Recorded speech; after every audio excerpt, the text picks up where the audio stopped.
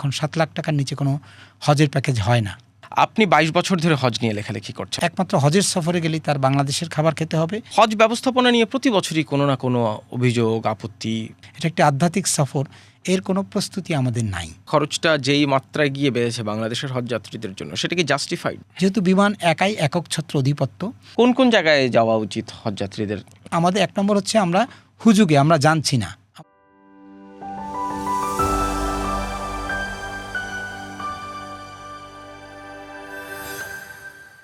24 মে শুরু হতে যাচ্ছে পবিত্র হজ। তবে এরই মধ্যে হজযাত্রীরা সৌদি আরবের উদ্দেশ্যে যাওয়া শুরু করেছেন, বাংলাদেশ থেকেও তো বটেই।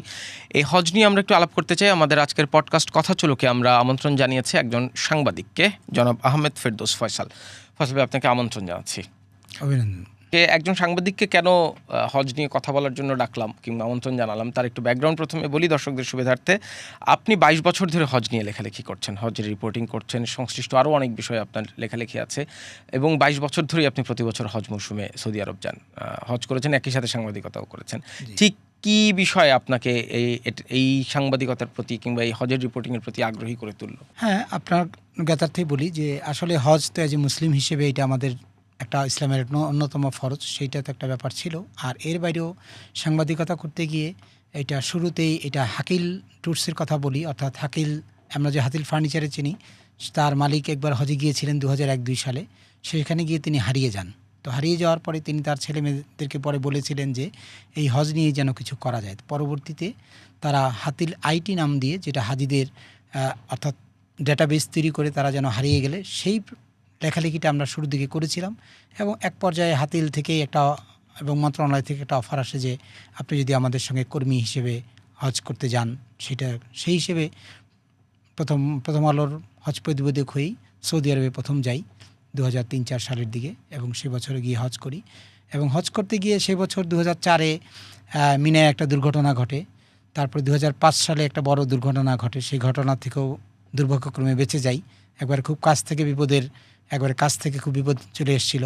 তারপরে এরপরেও 2015 সালে একবার মিনায় বড় ঘটনা হয়, সবচেয়ে ঘটনা। এই ঘটনাগুলো দেখার সুযোগ, অর্থাৎ খুব কাছ থেকে মানুষের দেখার চোখটা, অর্থাৎ এই 22 বছর জার্নিতে যদি বলি, প্রতি বছর 1 লাখ করে হাজি গিয়েছে, বাংলাদেশ থেকে 22 লাখ তো হাজি গিয়েছেই। এছাড়াও 2018 সালে 40 লাখের বেশি, সারা বিশ্ব থেকে 171টা দেশ থেকে প্রায় 40 লাখেরও বেশি হজযাত্রী এসেছে। তো এই আসলে এত বড় আয়োজন, এইটা আসলে কোনো মানুষের পক্ষে লোভ সম্বরণ করা, অর্থাৎ না যেয়ে থাকাটা, এটা একটা বড় ব্যাপার। আর যেহেতু আমরা মুসলিম, মসজিদুল হারাম মক্কায় এবং মসজিদে নববী কাবা মদিনাতে, তো এই জায়গাগুলোতে নামাজ পড়ার সুযোগ, সেখানে ইসলামের দর্শনীয় স্থানগুলো দেখা, সব কিছু মিলিয়ে মানুষজনের সাথে যোগাযোগ, এই যে এটা সাংবাদিকরা তো মানুষের কথাই বলে, তো সেই মানুষ নিয়েই কাজ। আর এই হজযাত্রীদের এইরকম ধর্মীয় বিষয়ে খুব কম লোক বা খুবই কম পেয়েছি। সেই দিক থেকে দেখেছি এটা ধারাবাহিকতা রক্ষা করার মতো সেই সুযোগটাও হয়েছে। সেটা একটা জানাশোনা বোঝার ব্যাপারটা, সেখানে সৌদিদের সাথে কাজ করা, বাংলাদেশ সরকারের সঙ্গে কাজ করা এবং হজযাত্রীদের কল্যাণে কাজ করা, সেই সুযোগটা নষ্ট করতে চাইনি অ্যাজ এ মুসলিম হিসেবে, অ্যাজ এ সাংবাদিক হিসেবে। আপনি তো দীর্ঘদিন ধরে, 2 দশকের বেশি সময় ধরে এই বাংলাদেশের হজ ব্যবস্থাপনা দেখছেন। হজ ব্যবস্থাপনা নিয়ে প্রতি বছরই কোনো না কোনো অভিযোগ, আপত্তি হজযাত্রীদের কাছ থেকে শোনা যায়। এজেন্সিগুলোর বিরুদ্ধে নানান রকম অভিযোগ ওঠে। সার্বিক হজ ব্যবস্থাপনায় আপনি এই যে 2 দশক ধরে দেখছেন, কোনো পরিবর্তন দেখেন? অবশ্যই পরিবর্তন তো, যেমন একটা যদি আপনাকে সংক্ষেপ বলি, যে আগে আমরা অ্যানালগ ছিলাম, সেটাকে আমরা ডিজিটাল যেমন হয়েছি। তো হজ ব্যবস্থাপনায়ও এইগুলি আসলে এখন যেটা হতো, যে আপনাকে সংক্ষেপে বললে, যখন 2002, 3, 4, 5 সালেও মানুষ রোজার পরে হঠাৎ করে, রমজানের শেষে হঠাৎ করে হজের 1 সপ্তাহ আগে বা 1 মাস আগে চিন্তা করলো চলে যেতে পারত, কিন্তু এখন সেটা না। অর্থাৎ 2016 সালে প্রাক নিবন্ধন সিস্টেম, অর্থাৎ হজ নিবন্ধন বা প্রাক নিবন্ধন করতে হয়, সেটার জন্য আপনাকে একটা সিরিয়াল ধরতে হবে। সেই সিরিয়াল ধরে এবং আপনি টাইম টু টাইম টাকা পয়সা দিয়ে এবং আপনি তৈরি হবে। এবং 2026 সালে যেটা হয়েছে, সেটা কিন্তু 2025 সালে প্রাক নিবন্ধন করে তাদের সব কিছু ঠিকঠাক হয়ে জানুয়ারি মাসেই তাদের ভিসার প্রক্রিয়া শেষ হয়ে যাওয়ার কারণে এটা অনেকটা ডিজিটাল হয়েছে। যেটা আপনি বলছিলেন যে আগে যেমন হতো, এটা মানুষ ইনফরমেশনটা গ্যাপ ছিল সবচেয়ে, কিন্তু হজের একটি ওয়েবসাইট hajgov.bd-তে এখন যে কেউ তার নিবন্ধন নাম্বার দিয়ে সে চাইলে তার টিকিটের তথ্য, তার যাত্রার তথ্য, তার কোন বাড়ির তথ্য, এগুলো জানতে পারবে। এবং সৌদি সরকারও একই সঙ্গে ডিজিটাল হয়েছে, তারা নুসুক অ্যাপ তৈরি করেছে এবং একাধিক অ্যাপস তারা তৈরি করেছে, যে অ্যাপে যদি আপনি আপনার পাসপোর্ট নাম্বার, আপনার ভিসা নাম্বার এবং প্রয়োজনীয় তথ্য দেন এবং নিবন্ধন করলে আপনি কোন হোটেলে থাকবেন, কোথায় আপনার যাত্রার তারিখ, অর্থাৎ এই পুরোটা একটা সমন্বিত। আগে ভিসাটা হতো বাসা ভাড়া বা অন্য বিমান টিকিট এগুলো ব্যতিরেকে, কিন্তু এখন যেটা করা হচ্ছে একটা কম্বাইন্ড প্যাকেজ হওয়াতে আপনার বাড়ি ভাড়া না হলে আপনার পরের ধাপে যেতে পারবেন না, আপনার বিমানের টিকিট না হলে আপনি পরের ধাপে যেতে পারবেন না, কোরবানি না করলে আপনি এইভাবে ধাপে ধাপে 5-6টা ধাপ পূরণ করার পরেই আপনাকে ভিসাটা পাওয়া যাবে। তো এই জন্য এখন আগের চেয়ে অনেকটা স্বচ্ছ হয়েছে। এবং সৌদি সরকার যেটা করেছিল যে আগে এজেন্সি, অর্থাৎ একটি এজেন্সির অধীনে আগে 50টা করে হজযাত্রী রাখতে পারতো, কিন্তু সম্প্রতি যেটা তারা করেছে একটা এজেন্সির অধীনে 2000 হজযাত্রী রাখতে পারে। অর্থাৎ তাহলে সে বাংলাদেশ থেকে এবছর যাচ্ছে 78,500 হজযাত্রী।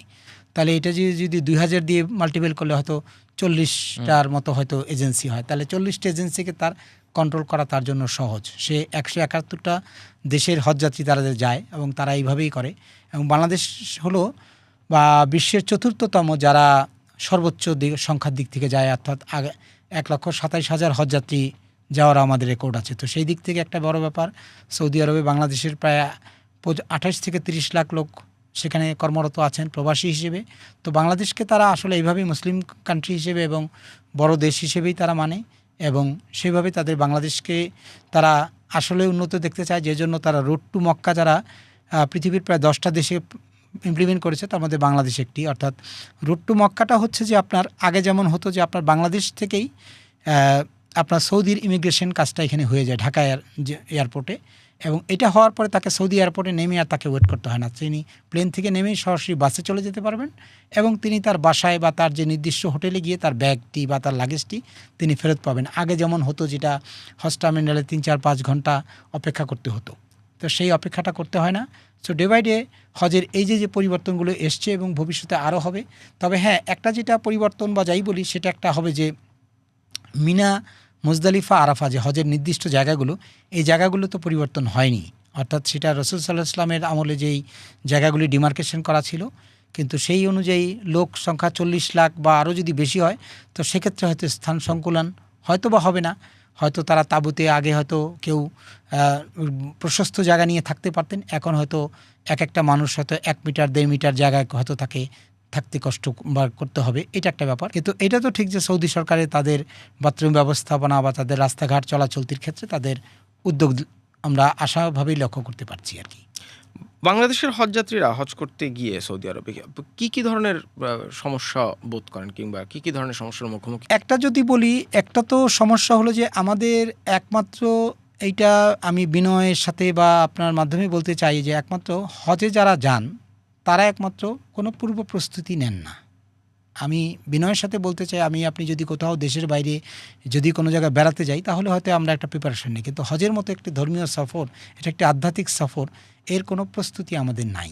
আমরা জানি না আমরা মক্কায় যাচ্ছি, আমরা মদিনায় যাচ্ছি, মদিনার ধর্মীয় স্থাপনাগুলো কী বা সেখানে, অর্থাৎ আমাদের এক নম্বর হচ্ছে আমরা হুজুগে আমরা জানছি না। আমরা এটা লিমিটেড কিছু লোকজন হয়তো জানছে যারা তরুণ প্রজন্ম, কিন্তু যারা একেবারে বয়োবৃদ্ধ তারা আসলে সেই জিনিসগুলোকে তারা মনে করছে যে আমি না জানলে হবে, আমার মোয়াল্লেম জানলে হবে, আমার গাইড জানলে হবে, কিন্তু না, এটা আসলে আপনার নিজের জানাটা, নিজের উপলব্ধি করা। হজটা তো আপনার নিজের আর্থিক এবং শারীরিক এবাদত।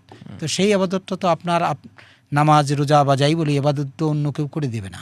তো আপনাকে সেইটা রিয়েলাইজ করা যে আমি ইসলামের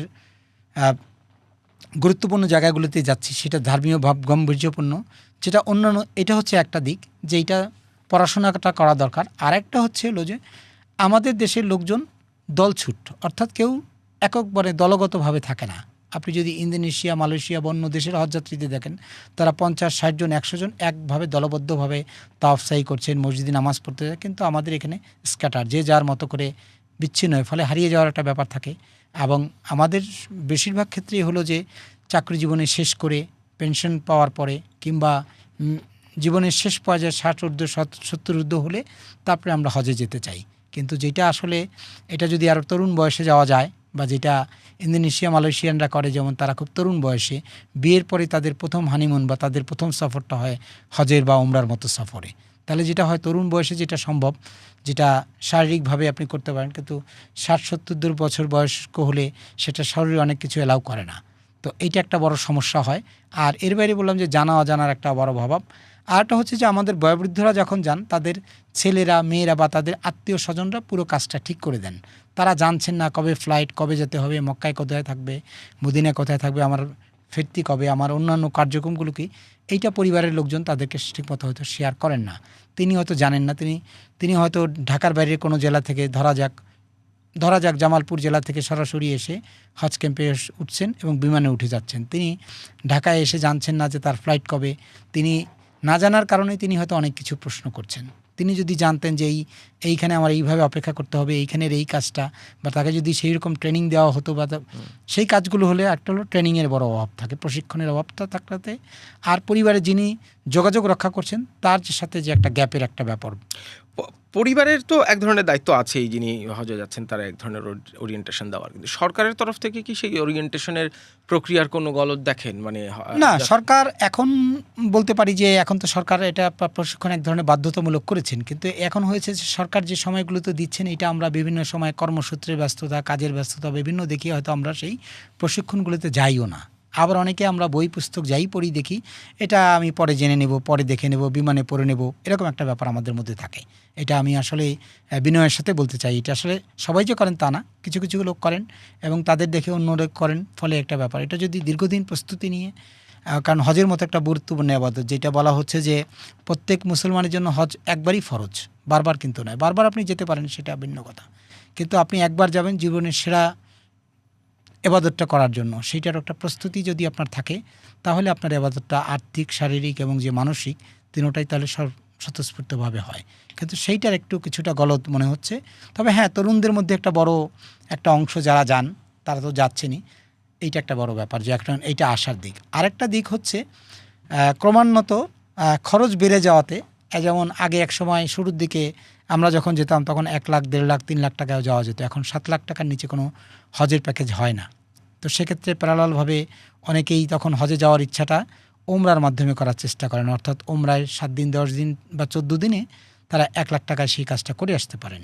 তো এই জন্য হজের চেয়ে এখন ওমরায় একটা যাওয়ার একটা প্রবণতা আছে এবং লোকজন যাচ্ছেন, এইটা একটা বড় ব্যাপার। পরে যে পরিবর্তনের কথাগুলো যদি বললেন, এইটা পরিবর্তনগুলো লক্ষ্য করে করা যায়। খরচের বিষয়ে একটু আলাদা করে শুনতে চাই। এইটা এক ধরনের বড় অভিযোগ যে হজের খরচ প্রতিনিয়ত বাড়ছে। ঠিক আছে, সামগ্রিক অর্থনীতির ঝুঁকি যেহেতু বাড়ছে, অর্থনৈতিক চাপও বাড়ছে মানুষের, ইনফ্লেশন এবং সব মিলিয়ে। তারপরও বাংলাদেশের হজযাত্রীদের জন্য হজের যে খরচ যেই মাত্রায় গিয়ে পৌঁছেছে, হজ যেহেতু একটা আর্থিক সঙ্গতিরও একটা বিষয়, সবার দ্বারা সেই হজের খরচ এফোর্ড করাটাও সম্ভব হয়ে উঠছে না। পার্শ্ববর্তী দেশগুলো ধরেন ভারত কিংবা নেপাল, ভুটান কিংবা ধরেন মুসলিম কান্ট্রি যেগুলো আছেন, এমনকি মালদ্বীপ, শ্রীলঙ্কা, তাদের যে হজের খরচ, সেই খরচের সাথে বাংলাদেশের খরচ আপনি কি তুলনা করে দেখেছেন কখন? হ্যাঁ, আমি তুলনা করে দেখেছি। এই বিষয়ে আমরা কয়েকবার আপনাদের সাথেও আলোচনা হয়েছে, বা সেটা আসলে এখন এক অর্থে যদি আপনি আপনার কথাতে বলেছেন আছে যে ইনফ্লেশন, অর্থাৎ মূল্যস্ফীতি এবং ডলারের যে একটা রেট, এটা একটা বড় ব্যাপার। আমরা উদাহরণ যেমন ভারতের সঙ্গে দেই, কথা যেমন সত্য, আমাদের পার্শ্ববর্তী দেশ পাকিস্তানেও কিন্তু খরচ একেবারে কম নয়। পাকিস্তানে তাদের রুপি হিসেব করলে 6 লাখ রুপির মতোই তাদেরকে পড়ে। এবং ভারতের কথা যে বলছি আমরা, বাংলাদেশের লোকজনের তারা মক্কায় একটা পাহাড়ি এলাকা। আপনাকে বেসিকটা যদি বলি, বাংলাদেশের খরচটা কেন বেড়ে যায় পার্শ্ববর্তীদের তুলনায়, সেটা যদি বলতে চাইলে আপনাকে কয়েকটা তথ্য বলি। আমাদের দেশের লোকজন চায় অন্যান্য জায়গায়, পৃথিবীর অন্য কোনো জায়গায় গেলে সে ওই দেশের খাবার খাবে, কিন্তু একমাত্র হজের সফরে গেলেই তার বাংলাদেশের খাবার খেতে হবে, দেশি ডাল, আলু ভর্তা, এবং সেই দেশি খাবারটা তার খেতে হয়। এটা একটা আমি বিনয়ের সাথে আবারও বলছি, কারণ হচ্ছে যে এটা আসলে এক একজনের রুচি। তো যে কারণে যেটা হয়, এবং তাকে সমতল এলাকায় থাকতে হবে এবং কাবা শরীফের সবচেয়ে কাছাকাছি কোনো বাসায় থাকতে হবে, এইটা হচ্ছে বেসিক। এখন এই কাজটাতে আমাদের যাদের কথা বলেন, পার্শ্ববর্তী ইন্ডিয়া বা ইন্দোনেশিয়া, মালয়েশিয়া, তারা কিন্তু দূর দূরান্তে, অর্থাৎ প্রতি ওয়াক্ত নামাজে তারা 20 মিনিট বাসে করে চড়ে তারপরে তারা মসজিদে এসে কিন্তু নামাজ পড়েন। কিন্তু বাংলাদেশের হজযাত্রীরা এই কাজটা করতে চান না। এখন মসজিদুল হারাম, অর্থাৎ মক্কার যে মসজিদুল হারামের কাছাকাছি এলাকায় থাকতে গেলে অবশ্যই আপনি বুঝবেন যে এটা হ্রাস, সেখানে বাসা ভাড়া বেশি এবং সেখানে খাবারেরও একটা ব্যাপার থাকে। যেখানে বাসা ভাড়া বেশি তো সেখানে ফুডিং কস্ট, অর্থাৎ ওইখানে আশেপাশে হারাম এলাকাতে অর্থাৎ নামাজের সময়গুলোতে ঠিকমতো গাড়ি চলাচল করতে পারে না। তো তাহলে খাবারগুলো দূর থেকে রান্না করে এনে তারপরে তাদেরকে হাজিদেরকে পরিবেশন করতে হয়। তো ফলে এইটা একটা কস্টিংয়ের ব্যাপার। এখন একই সঙ্গে ভারতের যে কথা বলছেন, তারা বেশিরভাগ লোক থাকে আজিজিয়ায়। এখন আজিজিয়া এলাকা থেকে 20 মিনিট বা 15 মিনিট বাস জার্নি করে এসে তারপরে তাকে প্রতি ওয়াক্তে নামাজ ধরতে হয়। নামাজ শেষ করে তারা আবার আজিজিয়া ফেরত চলে যান এবং আজিজিয়া গিয়ে তারা তাদের যে বাসা বা যে হোটেল যাই বলি না কেন, সেখানে তারা কেউ আছে রান্নাবাড়া করে খান। তারা এখান থেকে হাঁড়ি পাতিল নিয়ে যান এবং সেখানে তারা রান্নাবাড়া করে খান। এবং একটা যেটা করে যে এটা একটা তুলনা করে, মসজিদে যখন আসে তখন আমাদের দেশের হজযাত্রীরা প্রথমেই যেটাকে করে, এটা আবারও সমালোচনা করছি না, এটা আসলে বিনয়ের সাথে বলছি, যে তারা যাচাই করার চেষ্টা করে, ভাই আমি তো এসেছি 7 লাখ টাকা, আপনি কততে এসেছেন। এখন বাংলা ভাষাভাষী লোক যখন কলকাতার, সে তো পরে বুঝে, সে যখন বুঝে আমি তো আসছি মাত্র 3 লাখ রুপিতে, 3 লাখ টাকায়। কলকাতার একটা লোক বলে আমি 4 লাখ টাকায় আসছি, তখন তো তার মাথা অবশ্যই খারাপ হয়ে যায় যে আমি কি পেলাম না। তখন তার হজ বাদ দিয়ে তার হাই উত্তাসটা শুরু হয়ে যায়। এটা আমরা তো খুব কাছ থেকে দেখেছি। এখন পরে জানা গেছে যে তার বাড়ি উত্তর দিনাজপুর বা তার বাড়ি হয়তো 24 পরগনা, হুগলি জেলায়, কিন্তু সেটা তো সে বাংলা ভাষায় বলছে, সে টাকাই বলছে, তাকে আপনার বোঝার কোনো উপায় নেই যেতে সে ভারতীয় নাগরিক। কিন্তু আপনার সাথে মিশে কথাবার্তা বলে বাঙালিটি, আমার এই নিরীহ লোকটা মনে করছে যে আমি বোধহয় ঠকে গেলাম বা আমার ছেলে মেয়ে বোধহয় বেশি টাকায় করলো, তখন তার মধ্যে হতাশা তৈরি হয়। আপনি যে কারণগুলো বললেন সেই কারণগুলোকে ভ্যালিড ধরে নিলেও খরচটা যেই মাত্রায় গিয়ে বেড়েছে বাংলাদেশের হজযাত্রীদের জন্য, সেটা কি জাস্টিফাইড? ধরেন আমি যদি উদাহরণ দেই, বিমান বাংলাদেশ বলেন কিংবা সৌদি এয়ারলাইন্স বলেন, ফ্লাইটের টিকিটের দাম সারা বছর সৌদি আরবের জন্য ঢাকায় যে টাকায় পাওয়া যায়, হজ মৌসুমে সেটা কয়েক গুণ হয়ে যায়। একটা কারণ তারা বলেন যে হজ মৌসুমে তাদেরকে যাত্রী নিয়ে গেলে ফেরত আসতে হয় খালি, আবার ফেরত আনার সময় যেতে হয় খালি। কিন্তু তাতেও যদি ধরে নিই যে দ্বিগুণ খরচ হওয়ার কথা, তাহলে কয়েক গুণ খরচ বাড়ে কেন? আচ্ছা, একটা জিনিস আপনাকে বলতে পারি, হ্যাঁ কিছুটা আমাদের দুর্বলতা আছে, সেটা সমালোচনার জায়গার একটা তো বিষয় আছেই। যেমন পুরো হজ সিস্টেমের যদি বলি, সমালোচনা করতে গেলে 100% কাজের 65% কাজ সৌদি সরকারের উপর নির্ভরশীল, আর 35% যে কাজ, 35% কাজ বাংলাদেশ সরকারের উপর নির্ভরশীল। তো বাংলাদেশ সরকারের নির্ভরশীলের ক্ষেত্রে যেটা হয়, সৌদি সরকার বলেই দেয় যে তোমাদের ডেডিকেটেড ফ্লাইট হতে হবে, হজের ফ্লাইটটা, এবং সেটা বাংলাদেশ বিমান, সৌদি এয়ারলাইন্স এবং ফ্লাইনাস, অর্থাৎ সৌদি এয়ারলাইন্স এবং ফ্লাইনাস তাদেরই দেশের, শুধু বাংলাদেশ বিমানের একটা। তো এইখানে কিন্তু তারা থার্ড ক্যারিয়ার বা অন্য ক্যারিয়ারের ব্যবস্থা তাদের নেই। এটা একটা ব্যাপার। আরেকটা ব্যাপার হচ্ছে, তারাই কখন নিয়ম করে দিচ্ছে যে ডেডিকেটেড ফ্লাইট হতে হবে, এবং তোমার ফ্লাইটের যে শিডিউলগুলো থাকে, এটাকে স্লট বলে, তো সেই স্লট তাদেরকে দিয়ে দেয় তারা। তো এইটা সৌদিদের এক ধরনের একটা কৌশল, যে তারা ওই ফ্লাইট শিডিউল স্লটগুলোকে তারা ইউটিলাইজ করার জন্য। এবছরও তো এবার শোনা যাচ্ছে যে আপনি যে কথা বলছিলেন, হ্যাঁ সরকার এবছর প্রায় 12,000 টাকার মতো ফ্লাইট বিমান ভাড়া কমিয়েছেন, যেখানে 1,96,000-97,000 টাকা ছিল, সেখানে 12,000 টাকা কমে গিয়েছে, সেটা ঠিক আছে। কিন্তু আবার একই সঙ্গে কয়েকদিন আগে ঘোষণা এলো যে ওই যে ডেডিকেটেড ফ্লাইটে প্রবাসীদের এই লাগেজ আনা বা প্রবাসীদের আসার জন্য 20,000 টাকায় তারা, এটা হয়তো কিছুটা। এবং সরকারের ক্ষেত্রে আরেকটা দুর্বল দিক বা সফল দিক বলি, এই যে বিমান ভাড়াটা তৈরি করা হয়, যেহেতু বিমান একক ছত্র অধিপত্য, এবং বিমান এখানে কোনো ছাড় দেয় না। বিমান নিজেই যেহেতু একজন প্রতিযোগী, আপনি মনে করেন যে তার আর কোনো কম্পিটিটর নয়। অর্থাৎ আমাদের দেশে যদি 80,000 হজযাত্রী যায়, 40,000 হাজি কিন্তু সে একাই বহন করবে, তো তার কিন্তু কোনো প্রতিদ্বন্দ্বিতা নাই। আবার সে নিজেই কিন্তু তার রেটটা নিজেই ঠিক করে। এটা একটা বড় দিক, যে বিমান নিজেই কিন্তু তার রেটটা ঠিক করছে, বিমান ভাড়াটা কত হবে। এইটা যদি চতুর্থ কোনো লোক বা অন্য কোনো লোক যদি সরকারকে করে দিত, তাহলে হয়তো এক্স্যাক্টটা আসতো। এখন আপনার ভাড়া আপনি ঠিক করছেন, তাহলে তো সেখানে তো আপনি আপনার মতো করে করবেন, এটা একটা সুযোগ থাকে। তো সেইখানে আমাদের নীতি নির্ধারকরা চাইলে এইটা হয়তো নজর দিতে পারে। যে নজর কি কখনো দিয়েছে বলে আপনার মনে হয়েছে? কারণ এটা নিয়ে আলাপ তো অনেক বছর ধরে হয়েছে, কিন্তু আমার মনে হয় ইদানিং দিচ্ছে। কারণ হলে এই যে 12,000 টাকা, আপনি 12,000 টাকা কম পাচ্ছেন, তেও বা কম কিসের। কিন্তু এইটার ক্ষেত্রে যে এটার জন্য তো তাকে কোনো অ্যাডভার্টাইজ বা অন্য কিছুই করতে হচ্ছে। কারণ আপনার হাজি যদি 1,27,000-ও যায়, আপনি 50 বা 57,000 হজযাত্রী এমনিতেই পাবেন, আপনাকে এর জন্য কোনো বার্গেইন বা কোনো মার্কেটিং কিছুই করতে হচ্ছে না। এবং বাকিদের হয়তো সৌদি আরব নিবে, সেটা ঠিক আছে, কিন্তু এবং সেইখানে তো আপনার উচিত যে আপনি যদি রেটটা কমায় দেন, তাহলে আপনার অর্থনীতি, আপনার বাকি অর্থ তো সৌদি এয়ারলাইন্স নিয়ে যাচ্ছে। অর্থাৎ আমি তর্কের খাতিরে যদি বলি যে 1,20,000 যদি আমার হাজযাত্রী হয়, 60,000 আমি পাবো, কিন্তু 60,000 বৈদেশিক মুদ্রা তো সৌদি এয়ারলাইন্স নিয়ে যাচ্ছে। তো তাহলে সেখানে আপনার তো কিছু মেকানিজম আপনি চাইলে করতে পারতেন, কিন্তু সেইটা কখনো করা হয়নি। কারণ এটার মধ্যে বিমানে একটা ভূত আছেই, সেই ভূত বোধহয় আস্তে আস্তে কমবে কিনা সেটা ভবিষ্যতে দেখা যাবে। হজযাত্রীদের জন্য আপনার এই 2 দশকের বেশি অভিজ্ঞতা থেকে আপনার ডুজ এবং ডোন্টসের পরামর্শ কি, করণীয় এবং বর্জনীয়? আমার ক্ষেত্রে যদি বলেন যে 1 নম্বর পরামর্শ, যিনি যখনই যাচ্ছেন বা যাবেন, 1 নম্বর হচ্ছে আপনি কোথায় যাচ্ছেন সেই জায়গাটা, অর্থাৎ আপনার মক্কা এবং মদিনার ধর্মীয় দিকগুলো তো জানবেনই, এবং সেই শহর সম্পর্কে জেনে বুঝে যাওয়াটা আপনার হলো প্রথম জানার একটা বড় ব্যাপার, প্রশিক্ষণের একটা বড় ব্যাপার। কারণ সেইটা আমাদের লোকজন ওই পরে পড়ে নেব, বিমানে পড়ে নেব, বা পরে দেখে নেব, ছেলে জানে মেয়ে জানে, এইসব বলে আমরা পার পাওয়ার চেষ্টা করি।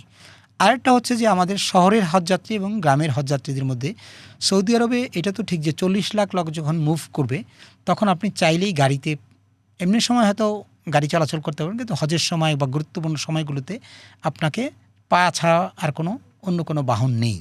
হ্যাঁ, যারা একেবারেই দুর্বল অসুস্থ তাদের ক্ষেত্রে হয়তো কিছুটা হুইল চেয়ার বা ব্যাটারি চালিত কার হয়তো কিছু পাওয়া যাবে তাওয়াফ সাই করার ক্ষেত্রে, কিন্তু বাকি সময় আপনাকে পায়ে ধরে, ধরুন নামাজের আগে 1 কিলোমিটার আগের থেকেই রাস্তা বন্ধ করে দিবে।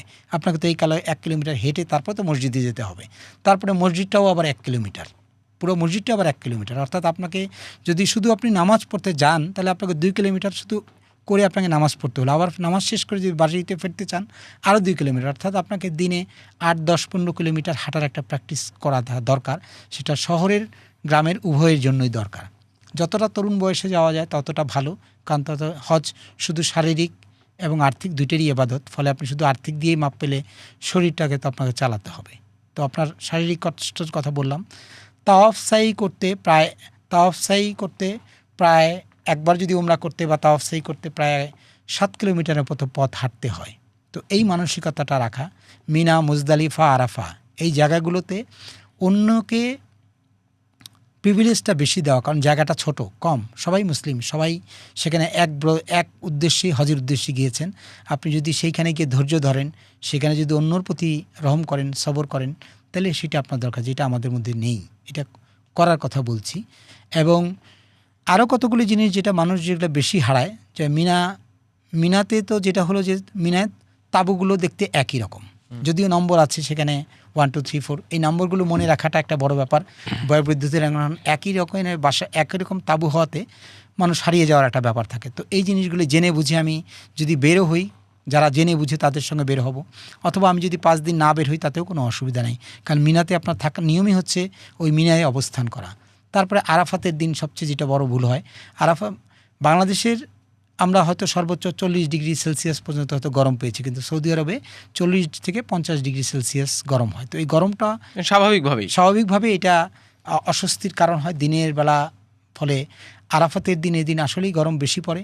তখন আমরা যেটা করি, আরাফাতের দিন আসলে এবাদত করার জন্য নবীজির এক হাদিসে যে আছে যে বিদায় হজের সময় তিনি দীর্ঘ 6 থেকে 6.5 ঘন্টার মতো দোয়াই করেছিলেন। এবং আরাফাতের দিনের আবাদত যদি বলি, সেই দিন শুধু আপনার জোহর আসর একত্রে নামাজ পড়ে পুরোটা সময় দোয়া করার কথা, এবং আপনাকে মাগরিব এশা পড়ার দরকার নেই, সেটা মুজদালিফায় গিয়ে পড়বেন। কিন্তু সেই সময়গুলিতে আমরা কি করি, আরাফাতের ময়দানে কোথায় জুস, কোথায় বিভিন্ন বিনামূল্যে খাবারের উদ্দেশ্যে খোঁজ খবর করি। এবং আরও যেটা ভুল করায় বাংলাদেশে বা অন্যান্য দেশের লোক, মসজিদে নামিরা এবং জাবালের রহমতে যাওয়ার চেষ্টা করা হয়। এবং মসজিদে নামিরায় আপনি খুতবা শোনাটা জরুরি না, আপনি আপনার নিজের তাঁবুতে করে FM রেডিওতে চাইলে আপনি খুতবাটা আপনার মোবাইলে বা আপনার রেডিও দিয়ে শুনতে পারবেন, যেতে হবে না ওখানে। আর জাবালের রহমত, যেখানে আদম হাওয়া প্রথম দেখা করেছিলেন বা দেখা হয়েছিল, বা মহানবী সাল্লাল্লাহু আলাইহি ওয়াসাল্লাম বিদায় হজের ভাষণ দিয়েছিলেন, তো এই জায়গাগুলোতে আপনি আরাফাতের দিন বেছে না নিয়ে অন্য দিন যদি যান, তো আমি বাংলাদেশের হজযাত্রী বা আপনার এই যারা শুনছেন তাদের মাধ্যমে বলতে চাই যে আরাফাতের দিন এই 2টা কাজ করবেনই না। যে আপনারা তাঁবু থেকে, আপনার যেই থাকেন তাঁবু আরাফাতে যে প্রান্তেই থাকুক, সেখানেই বসেই আপনি আপনার ইবাদত করেন, দোয়া করেন। সেখানে আপনি মসজিদে নামিরা এবং জাবালের রহমতে যাওয়ার দরকার নেই। সেদিন অন্য কোনো দিন যাবেন, যেটা হজের দিন বাদ রেখে। কারণ এত লোকের ভিড়ে, 40 লাখ 50 লাখ লোকের মধ্যে ভিড়ে আপনি হারিয়ে যাবেন। ফলে আপনি তো ঘুরে এসে আপনার জন্য, আপনার সফরে যারা থাকবেন তারা তো আর আপনার জন্য কষ্ট করবেন, এবং আপনি হারিয়ে গেলে একাই হয়ে যাবেন। এইটা একটা বড় ব্যাপার। আরেকটা হলো যে হজের যে করণীয়, আমরা হজটা কেন করছি সেইটার আধ্যাত্মিক কাহিনীটা যদি আমরা বুঝি, আমি যদি সময় পাই সেটা বলি আপনাকে, যে হজরত আদম এবং হাওয়া যখন দুজন পৃথিবীতে যখন আসলেন, তো দীর্ঘদিন কান্নাকাটি করার পর বলা হয় যে আরাফাতের ময়দানে তাদের জাবালে রহমতে তাদের দেখা হয়েছিল। তো আরাফাত শব্দের অর্থ হচ্ছে পরিচয়, অর্থাৎ এই পৃথিবীতে এসে দুনিয়াতে আদম এবং হাওয়া প্রথম পরিচয়টা হলেন আরাফাতের ময়দানে। তারপরে ওই দিন তারা দুজন একসাথে কিছু দূর হাঁটতে হাঁটতে গিয়ে একটা জায়গায় গিয়ে পৌঁছালেন, সেই জায়গাটার নাম হচ্ছে মুজদালিফা। আরবিতে এজদালিফা শব্দের অর্থ হচ্ছে নৈকট্য লাভ বা কাছাকাছি আসা, অর্থাৎ পৃথিবীতে এসে আদম হাওয়া প্রথম এই দিন এসে কাছাকাছি একসাথে রাতে ঘুমালেন।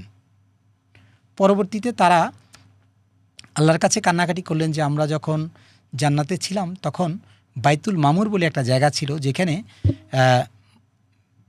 মানুষ তো বটেই, অর্থাৎ ফেরেশতারা প্রতি মিনিটে 70,000 ফেরেশতারা প্রতিবার 7 চক্কর করে দিতেন। তো আমরা দুনিয়াতে এরকম একটি ইবাদতখানা চাই। তো আল্লাহ তাআলা সেই বাইতুল মামুর বরাবর পৃথিবীতে একটি ইবাদতখানা তৈরি করলেন, যেটাই আমরা কাবা শরীফ বা মসজিদুল হারামের ভেতরে সেই কাবা ঘরটি তৈরি হলো। পরবর্তীতে নূহ আলাইহিস সালামের সময় যখন পৃথিবী প্লাবনিত হয়ে গেল এবং সারা পৃথিবী যখন প্লাবন হওয়ার পরে পরবর্তী যে আমাদের নবী হজরত ইব্রাহিম আলাইহিস সালাম এবং তার পুত্র ইসমাইল আলাইহিস সালাম এই কাবাঘর পুনর্নির্মাণ করার চেষ্টা করেন।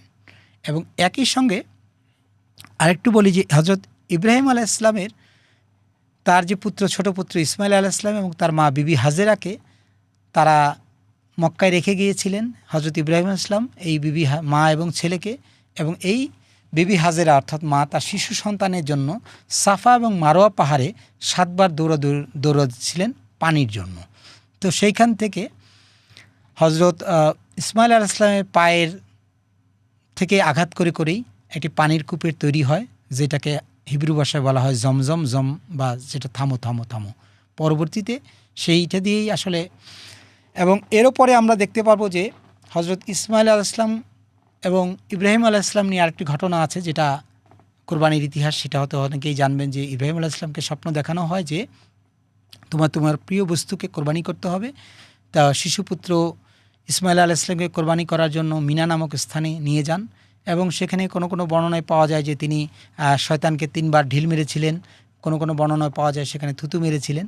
এবং পরবর্তী মিনা শব্দের অর্থ হচ্ছে প্রবাহিত, যেখানে রক্ত প্রবাহিত হয়, এবং সেখানেই কোরবানিটি হয়েছিল অর্থাৎ। এবং এই বাবা ছেলে মিলিয়ে এই মাকামে ইব্রাহিমে ক্রেন দিয়ে পুরো কাবা ঘরটা নির্মাণ করলেন।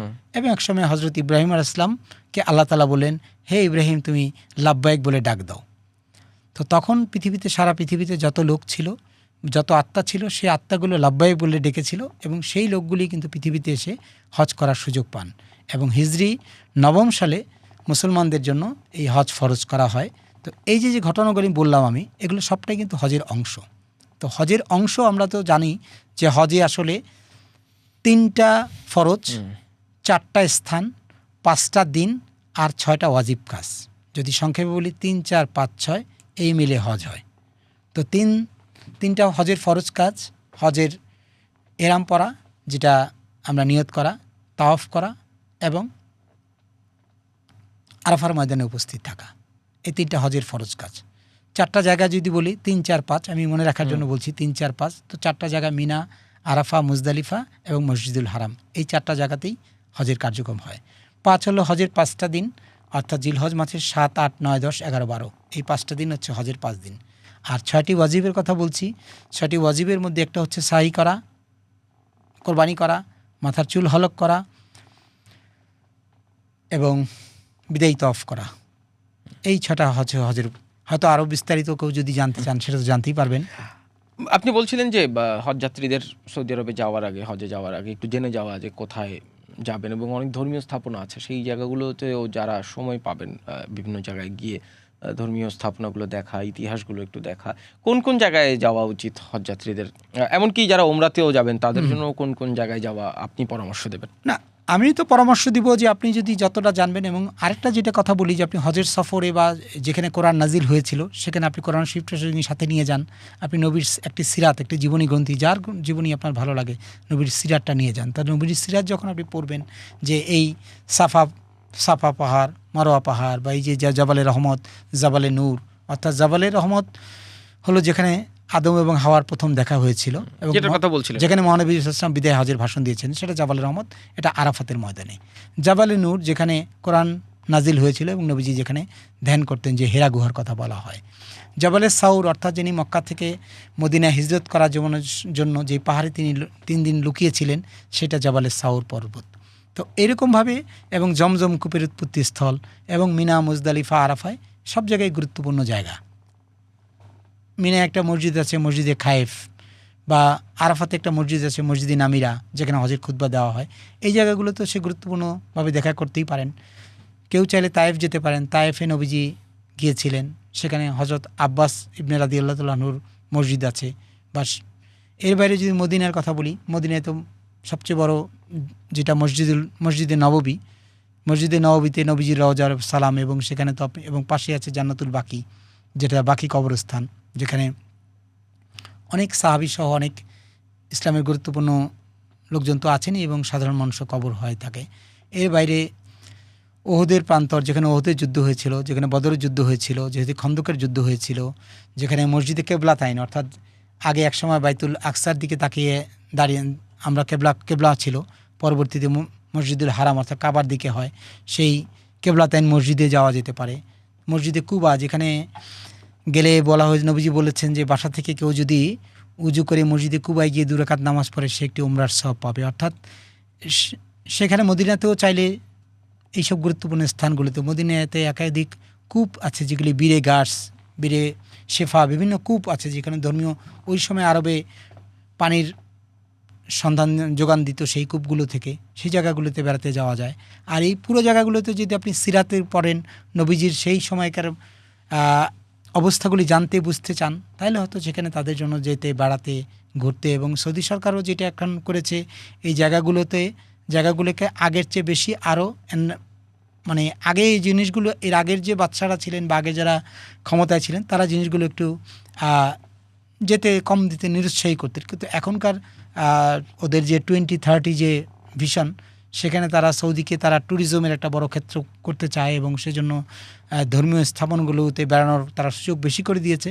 যে কারণে এই জায়গাগুলোতে ট্যুরিস্ট বেশি যাচ্ছে, মানুষ যাচ্ছে, ওমরা হজযাত্রীরা যাচ্ছে, এবং হজযাত্রীরা তো যায়নি। কারণ হজের সফরে 40-42 দিন সুযোগ পান, হজ মাত্র 5 দিন।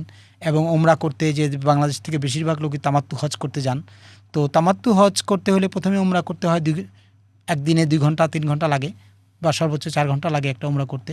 তারপর দীর্ঘদিন তিনি মক্কা এবং মদিনায় ঘোরাফেরা করেন, এবং পরে হজের সময় 7 থেকে 15 দিন, 13 জিলহজ হজের কার্যক্রমগুলো শেষ করে দেশে ফিরে আসতে পারেন। তো ফলে এই সময়গুলোতে, বা ওমরাতেও যারা যখন যাচ্ছেন 7 দিন, 10 দিন বা 14 দিন, যতদিনই থাকছেন, চাইলে এই জায়গাগুলোতে বেড়াতে পারেন, দেখে আসতে পারেন, ইতিহাসটা জানতে পারেন, নিজের জানার বোঝাটাকে ক্লিয়ার করতে পারেন। এইটাও একটু শেষ করব। এই এখন বোধহয় 40 লাখের মতো হজযাত্রী যাচ্ছেন এরকমই। সৌদি আরব সরকার 2030 সাল নাগাদ সম্ভবত এটিকে 60 লাখে নিয়ে যাবেন, হ্যাঁ, উন্নীত করতে চায়, এবং এটি পর্যায়ক্রমিকভাবে 1 কোটিতে বা আরও বেশি, হ্যাঁ, কিংবা আরও বেশি যাবে। আপনি যেটি বলছিলেন যে জায়গাগুলো তো আসলে বাড়েনি, কিংবা জায়গাগুলো তো এক্সপ্যান্ড করেনি, সেই জায়গায় যে প্রতি বছর যদি হজযাত্রী বাড়ে, সেই ক্ষেত্রে কি হজযাত্রীদের জন্য এক ধরনের কিছু বাধাও তৈরি হবে? সেটি সৌদি আরব সরকার কিভাবে মিটিগেট করবেন বলে মনে হয়? একটা যেটা করেন, যেমন মিনাতে যেমন আমরা এখনও নিচতলা সিঙ্গেল তাঁবু, অর্থাৎ এটাকে চাইলে, এটা কিছু তারা করেছিল, অর্থাৎ আরবের হজযাত্রীদের জন্য তারা কিছু বিল্ডিং করেছিল বা করেছে, এখনও বিল্ডিং আছে। কিন্তু মিনায় এখন যত লোক হজ করেন, কিছু তাঁবু বাদ দিলে, মানে বেশিরভাগই তাঁবুতেই হজ করেন। তো এইটাকে যদি বিল্ডিং করে দেওয়া যায়, তাহলে তো একটা বিল্ডিংয়ে জায়গা তো কম নয়, 5-7 কিলোমিটার এলাকা। তো ফলে সেখানে চাইলে সেটা তারা চাইলে করতে পারেন, তাদের সেই সক্ষমতাও আছে। এবং এটা তো কয়েকবার তারা বলতেছে যে 2তলা 3তলা খাট করবে, অর্থাৎ একটা তাঁবুতেই 3টা যদি সিটিং প্ল্যান থাকে, তাহলে তো 3 গুণ হয়ে যায়। যেখানে 30 লাখ লোক থাকতে পারে, সেখানে তো 1 কোটি লোক থাকতে পারবে। সেইটা তাদের সক্ষমতা আছে, এবং তাদের এইটাকে তো তাদের একটা, আমরা এটাও আগেও দেখেছি, তাদের টোটাল জিডিপির 12% এই শুধু হজ থেকে আয়টা আসে। ফলে এটা তাদের একটা আয় বা খরচের একটা জায়গা। এই জায়গাগুলোতে তো তারা উন্নতি করবেনই, সেটা তো খুবই স্বাভাবিক, এবং এটা তারা সমর্থন করতেও পারবেন হয়তো। হজে গিয়ে কে কোন বাসায় থাকবেন, কিংবা কে কোন ধরনের সুবিধা ভোগ করবেন, সেটা তো তার আর্থিক সঙ্গতির উপর নির্ভর জি, করে, জি। কিন্তু সবারই তো উদ্দেশ্য একটাই থাকে। এটা কি ধর্মীয় ইবাদত করতে গিয়েও আর্থিক সঙ্গতির কারণে একই রকম সুবিধা না পাওয়া, এটা কি মুসলিমদের জন্য এক ধরনের বৈষম্য মনে হয় আপনার কাছে? না, এইটা আসলে এখন আপনি তো বুঝবেন যে যত গুড় তত মিষ্টি। এখন আমরা যার সুযোগ আছে তিনি হয়তো 5 স্টার হোটেলে থাকবেন, বা আর যার এখন সুযোগ কম কিন্তু ওই মক্কাতেই থাকবেন, তিনি নামাজ একই জায়গায় পড়বেন। এবং ধনী গরিবের এই পার্থক্য তো অনেকটা মিটিয়ে দেওয়া হয়েছে, যে জন্য হজের যে আপনি ইহরাম পরছেন, রাজা বাদশাহ সবাই একই সেই 2 টুকরো কাপড়ই পরছেন, এবং এই কাপড়েই তিনি করছেন। এবং হজের যে মূল স্পিড, অর্থাৎ তিনি মিনা, মুজদালিফা, আরাফায় আপনি যখন থাকবেন, যখন এরামরত অবস্থায়, তখন কিন্তু আপনি চাইলে আপনি রাজা বাদশাহ সেটা কোনো, কারণ আপনি দুনিয়ার অধিপতি বা দুনিয়ার বাদশার ডাকে আপনি যাচ্ছেন, ফলে সেইখানে আর তখন ভেদাভেদ করার সুযোগ অন্তত ধর্মীয় দিক থেকে আছে বলে আমার জানা নেই। তবে হ্যাঁ, আপনি যেটা বলছেন যে সুযোগ সুবিধা, কেউ 5 স্টার, 3 স্টার, 4 স্টার সেটাতে থাকবে, সেটা তার অবস্থাভেদে। কিন্তু মিনা মুজদালিফা তো সবাই এখন মুজদালিফা যেটা হয়, আপনি যদি পৃথিবীর বা অন্য কোনো দেশের রাষ্ট্রপতিও হন, আপনাকে তো সেই মানে বাড়ির উপরই শুয়ে থাকতে হচ্ছে, সেখানে তো কোনো খাট পালঙের কোনো অবস্থান নেই মুজদালিফায়। আরাফাতেও তো সেই মানে তাঁবু আছে, কিন্তু সেরকম মানে কি বলবো যে সেরকম তো নাই। তো হজের যে মূল স্পিড, সেটা তো সবাইকে এক ফ্লোরে এনে ব্যবস্থা করা হচ্ছে না আল্লাহ তাআলা। এখন যেটা করেছি সেটা তো আমরা করেছি, মানুষ ক্রিয়েটেড, সেইটা তো আমাদের তৈরি। জনাব আহমেদ ফেরদৌস ফয়সাল, আপনাকে অসংখ্য ধন্যবাদ। হজ নিয়ে অনেকগুলো জানা অজানা কথা বললেন, এবং আপনার এই 22 বছরের জার্নি নিশ্চয়ই সামনের দিনে আরও গতি পাবে। আপনাকে শুভেচ্ছা জানিয়ে শেষ করছি। আপনাকে অনেক ধন্যবাদ আমাদের জি, স্টুডিওতে আসার। আপনাদেরকেও ধন্যবাদ।